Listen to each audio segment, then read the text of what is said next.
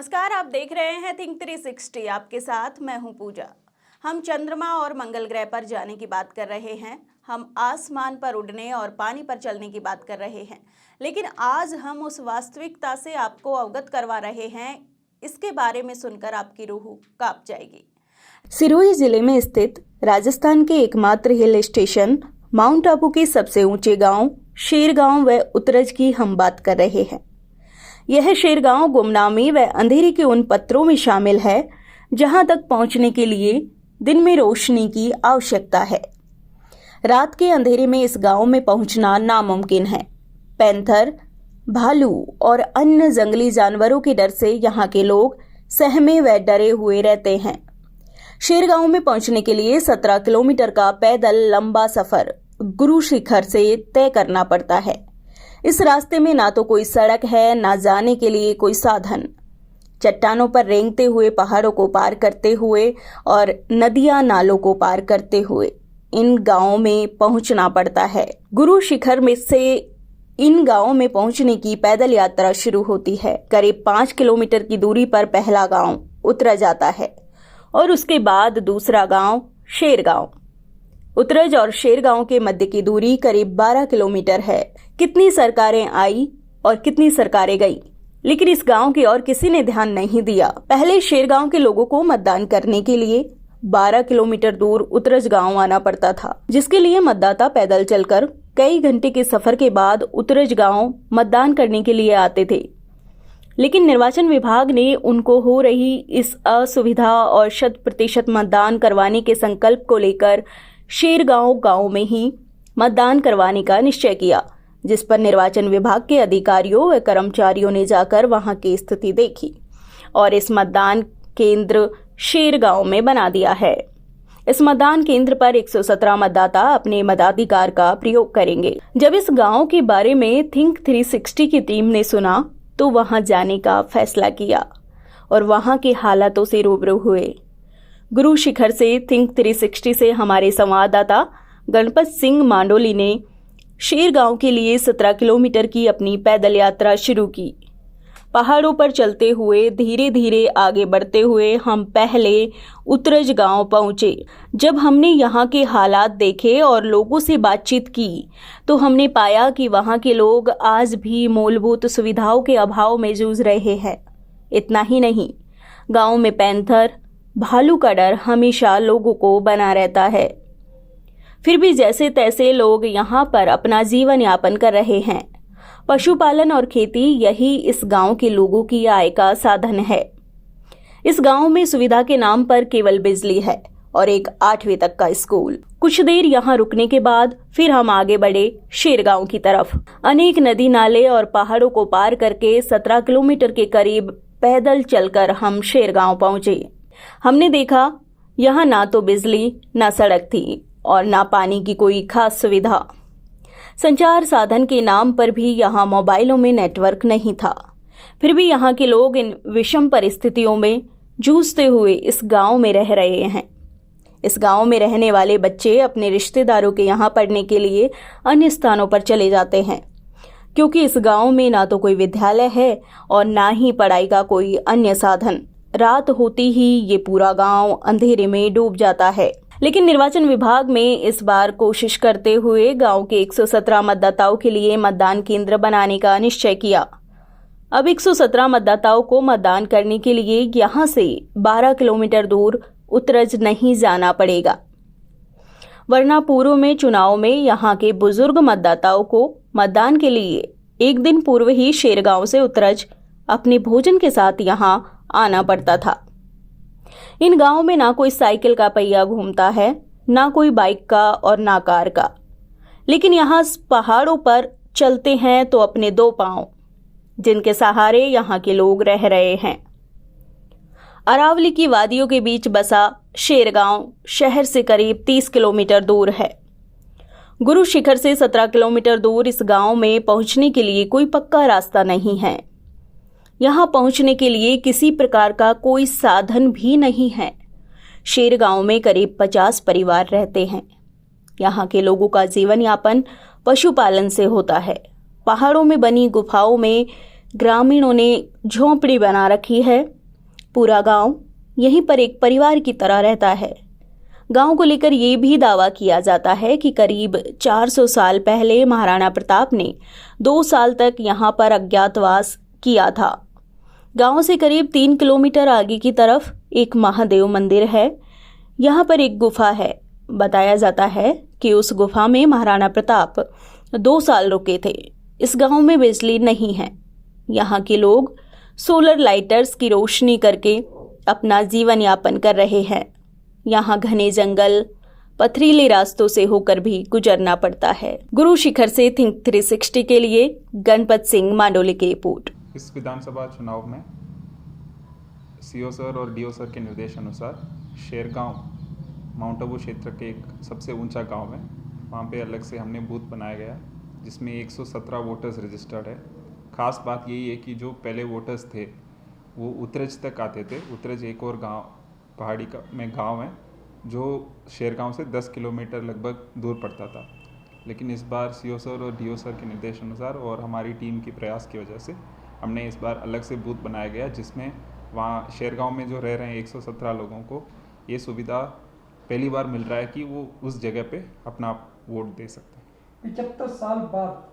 75 साल बाद पहली बार ये मौका उनको मिल रहा है जहाँ पे वो रह रहे हैं, उनको वोट देने का अवसर मिल रहा है। हरदम वहाँ पे वोट होगा? हाँ, आगे जो भी चुनाव आएगा उसमें वहाँ पे ये जो सिस्टम हमने तैयार किया वो यथावत रहेगा। उत्तराज और शेरगांव तो इस बार प्रशासन के तरफ से हमने एक बेसिक सुविधा इंश्योर करने के लिए ग्राम पंचायत को निर्देश दे दिया गया ताकि जो जाने वाला रास्ता है उसमें साफ़ सफाई हो और जानने के लिए चाहे पोलिंग पार्टी हो चाहे वोटर हो उनके लिए बेसिक सुविधा मिले। दूसरी चीज़ जो कम्युनिटी हॉल है जहाँ पे वोटिंग होगा वहाँ पे सोलर पैनल की उपयोग में लेते हुए हम इलेक्ट्रिसिटी की सुविधा दे रहे हैं और जो बेसिक AMF फैसिलिटीज़ हैं सरकार की तरफ से या इलेक्शन कमीशन की तरफ से जो निर्देश हैं उस अनुसार हम वहाँ पे प्रशासन की तरफ से तैयार करेंगे। उसके साथ साथ जो पोलिंग पार्टीज़ हैं उनके साथ हम फॉरेस्ट गार्ड्स को भी ड्यूटी लगा दें ताकि ये वन क्षेत्र में इनको आना जाना रहता है ताकि वो भी सुरक्षा रहे। ये चुनाव प्रक्रिया सिर्फ विधानसभा में रहेगी या लोकसभा और पंचायत में भी जारी रहेगी? वो आगे जैसे निर्देश हैं उस अनुसार ही हम तय कर सकते हैं। 1527 ईस्वी सन में जब बाबर और महाराणा सांगा के बीच में टक्कर हुई, वो का वो राजपूतों का संगठन जब अकबर गादी पर आया 1556 में, तब तक वो का वो यूं के यूं बना रहा और इसलिए अकबर बहुत घबराता था कि मैं किस हिसाब से पूरे हिंदुस्तान के राजपूतों को परास्त करूंगा। फिर उसने सोचा कि मैं एक काम कर सकता हूं कि इनके जो आगे चोटी का आदमी है उसको समाप्त करूं। तो उसने 2 राज्यों को तय किया, एक तो मेवाड़ और एक सिरोही। कि इन दोनों को मैं ख़त्म कर लेता हूं तो फिर बाकी सब राजपूत अपने आप मेरे शरण में आ जाएंगे। इस दृष्टि से उसने 1566 में चित्तौड़ का तीसरा साका किया और जब महाराणा प्रताप उसके बाद में उसने 1570 में सिरोही पर आक्रमण किया मेवाड़ को समाप्त करने के बाद। तो सिरोही में उस समय महाराणा मान राज करते थे और उनके कोटियर्स ने महाराज सुरत्रान जो एक 12 साल का बालक था उसको ले आए पकड़ के, जो नांदिया के महाराज भाण का लड़का था। ऐसा ज़ोरदार तीरंदाज था कि उस लड़ाई के अंदर उसने अकबर को तीर मार दिया। वो एकदम घायल हो गया, हाथी से नीचे गिरा और ऐसा भागा कि दोबारा कभी ज़िंदगी भर सिरोही पर उसने प्रवेश ही नहीं किया। ये तो किस्सा 1570 का सिरोही का है। 1572 के अंदर 28 फरवरी को जब महाराणा प्रताप गद्दी नशीन हुए तो अकबर समझ गया कि ये टेढ़ी खीर है, इसलिए उसने आक्रमणों की झेर लगा दी। हल्दी घाटी के अंदर 18 जून 1576 उसके अंदर महाराणा प्रताप ने बहुत होशियारी से खेल खेला कि अपनी सेना को पहाड़ी की चोटी पर स्थापित कर दिया तो मान सिंह इतना होशियार था कि उसने टीजर मूवमेंट भेजा और बेचारी भोली सेना को उतार के नीचे ले आया। जैसे ही हल्दी घाटी में आए उसने रक्तपात कर दिया और रक्त की तलाई रक्त से भर गई। परंतु तारीफ है महाराणा प्रताप की कि उस रक्तपात के बाद भी एक फोर्टनाइट मतलब 14 दिन के अंदर अंदर बाय द 1 जुलाई 1576 उन्होंने ऐसे गुरिल्ला वॉरफेयर चालू की मेवाड़ के अंदर कि मान सिंह जो जीता हुआ था उसको विवश होकर छोड़ना पड़ा मेवाड़ पूरी सेना सहित, and he had to retreat back to Delhi. ये तारीफ है महाराणा प्रताप की। इसी को छत्रपति शिवाजी ने भी फॉलो किया, द गुरिल्ला वॉरफेयर टैक्टिक्स। उसके बाद क्या होता है? When the monsoon period was over in 1576, Akbar अपनी पूर्ण बल के साथ मेवाड़ पर आक्रमण किया और महाराणा प्रताप को विवश होकर मेवाड़ छोड़ना पड़ा और अपने ससुराल ईडर स्टेट में जाके उन्होंने शरण ली। 2-3 महीने भटकने के बाद अकबर को जब ये पता चला कि महाराणा प्रताप तो सुरक्षित अपने ससुराल में बैठे हैं, उसने इतना भयंकर आक्रमण ईडर स्टेट पर किया कि ईडर की स्टेट ही जब्त कर ली और महाराणा प्रताप बिना किसी शरण के रह गए। ऐसी परिस्थिति में और 1577 के फरवरी में कुंभलगढ़ का जो किला था वो भी अकबर ने ले लिया। तब महाराणा के पास कुछ नहीं था, तो महाराणा सुरत्रान और सिरोही ने उन्हें आमंत्रित किया कि आप मेरे यहाँ पधारें। तब महाराणा प्रताप माउंट आबू पधारे और किन बेवकूफ़ आदमी ने महाराणा सुल्तान को रिक्वेस्ट की कि साहब वो हिंदुआ सूरज है, उनके लिए महल बनना चाहिए। महाराणा सुल्तान ने वो जवाब दिया कि अब मैं महल बनाने जाऊंगा, अकबर को उसी वक्त पता चलेगा यहाँ महायुद्ध होगा, बिल्कुल आवश्यकता नहीं है। इसलिए शेरगांव की जो बड़ी गुफा है, भैरू गुफा, उसके अंदर महाराणा प्रताप और उनके सब साथियों को रखा गया।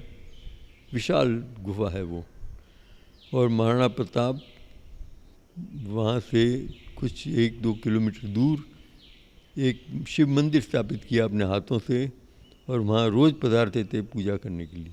वो शिव मंदिर आज भी विद्यमान है और वो भैरू गुफा आज भी विद्यमान। फिर क्या होता है, 2 साल बीतने के बाद, दिस इज 1577 की फरवरी की बात है, तो 1579 में महाराणा सुल्तान और महाराणा प्रताप वहीं भैरू गुफा में मिले। दोनों नरेशों ने ये तय किया कि यूँ बैठे बैठे टाइम वेस्ट करने से कोई फ़ायदा नहीं, अपन कुछ न कुछ ऐसा स्कीम रचें जिससे कि खोया हुआ मेवाड़ अपन को वापस प्राप्त हो। तो कैसे होना चाहिए? अंग्रेजी में कहावत है, मनी मेक्स द मैर गो। सबसे पहले पैसे चाहिए, तब सेना खड़ी होगी, तब अकबर से मुकाबला होगा। पैसे कहाँ से आएंगे? तब दोनों नरेशों ने ये तय किया कि अकबर का खजाना जो मालवा से एकत्रित होकर उज्जैन से दिल्ली ट्रांसफ़र होता है हर 3 महीने के बाद, जो सरप्लस धन है, वो जिस रास्ते जाता है वो रास्ता उनको मालूम था, और उसमें ऐसी घाटियाँ हैं जिसके अंदर आक्रमण करके ये सफल हो सकते हैं। सेकेंडली, उस धन के साथ क्यों अकबर का खुद का क्षेत्र था,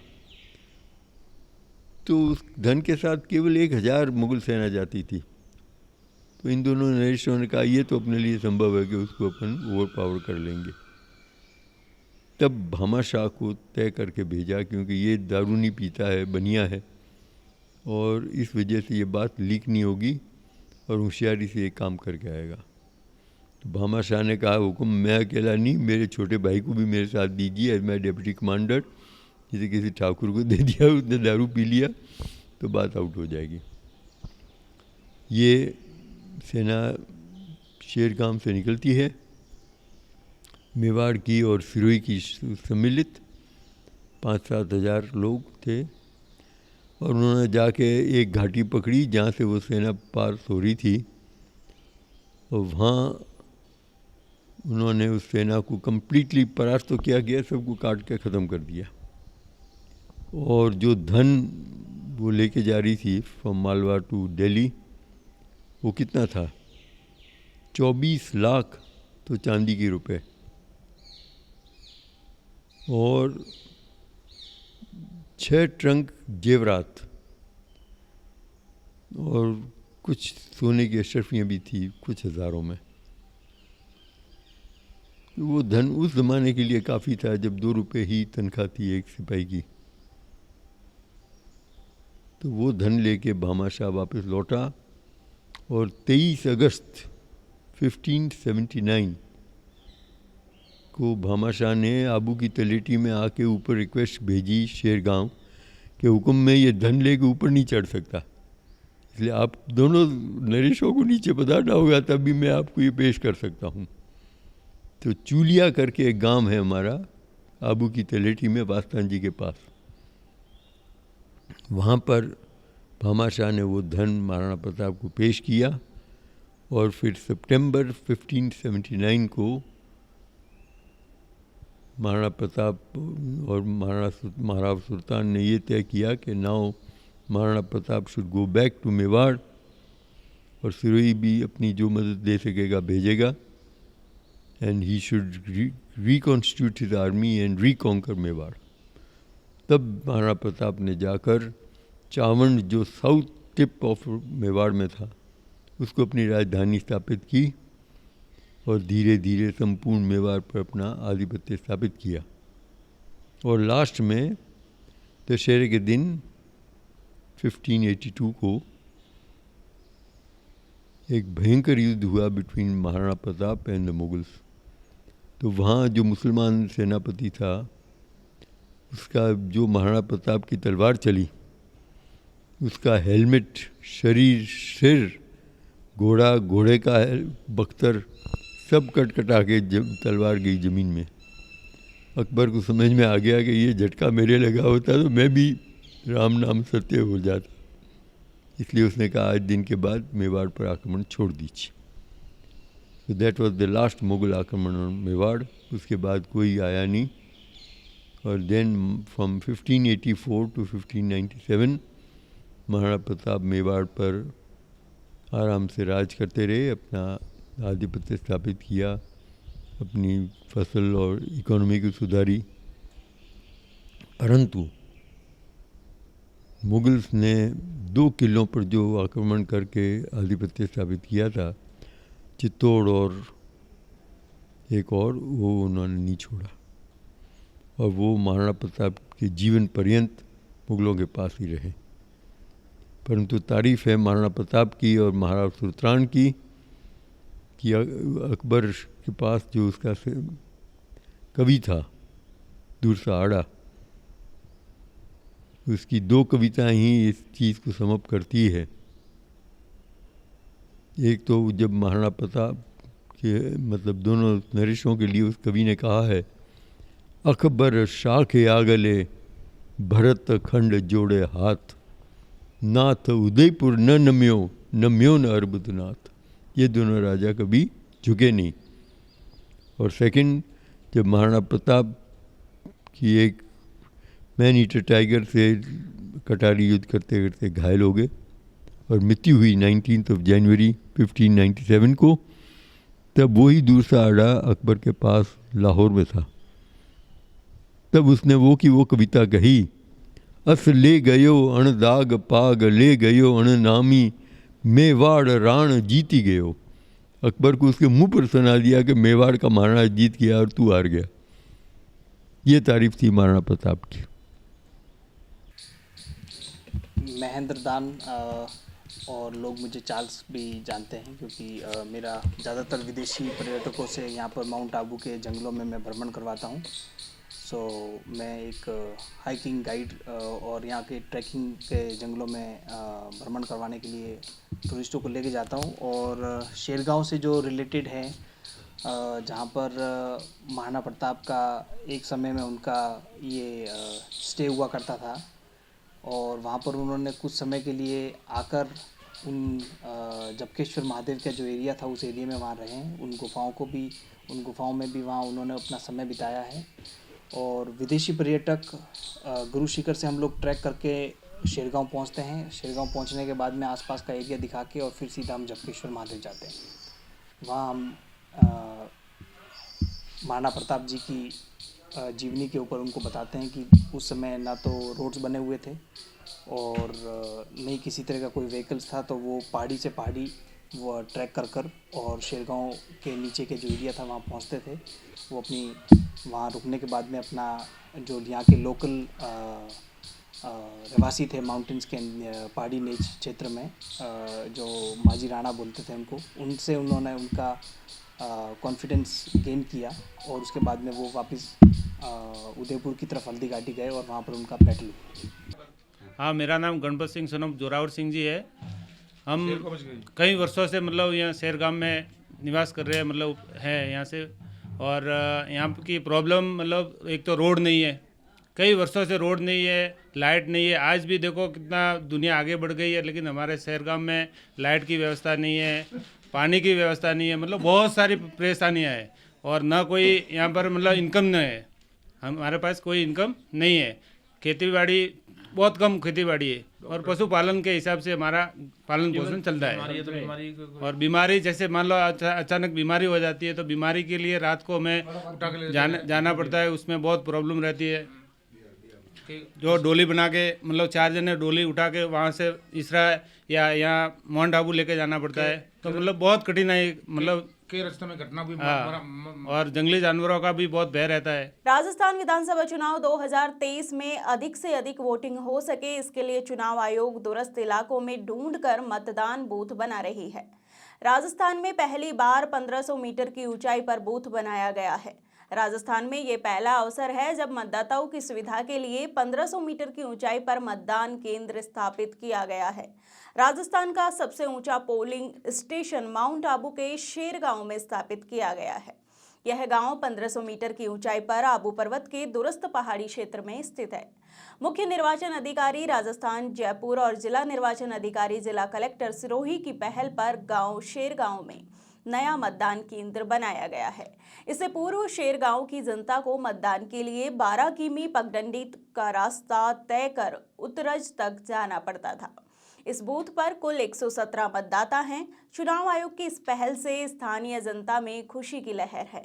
जिला प्रशासन और चुनाव आयोग मतदान सफलतापूर्वक कराने में जुटे हुए हैं। जिला प्रशासन और चुनाव आयोग की पहल से पहली बार शेरगांव में चुनाव बूथ बनाया गया है। बूथ पर आवश्यक सुविधाओं के निरीक्षण के लिए रिटर्निंग अधिकारी सिद्धार्थ पालानी चामी ने अपनी टीम के साथ 17 किमी पैदल चलकर शेरगांव मतदान केंद्र पर पहुंचे। सभी ग्रामीणों को मतदान केंद्र की जानकारी दी गई। शेरगांव के लोगों का कहना है कि शायद पहली बार कोई अधिकारी इस गांव के अंदर उनकी सुध लेने आया है और यहां पर पहली बार मतदान केंद्र बनाया गया है। अभाव में जूझते हुए इन ग्रामीणों के लिए यहां पर मतदान केंद्र बनाने की खुशी अपने आप में बहुत बड़ी है। उनका कहना है कि अब उन्हें 12 किलोमीटर पैदल चलकर उत्तरज नहीं जाना पड़ेगा, बल्कि अपने गांव में ही मतदान करने का मौका मिलेगा। आपको ये वीडियो कैसा लगा हमें कमेंट करके जरूर बताएं। बने रहिए थिंक 360 पर। नमस्कार।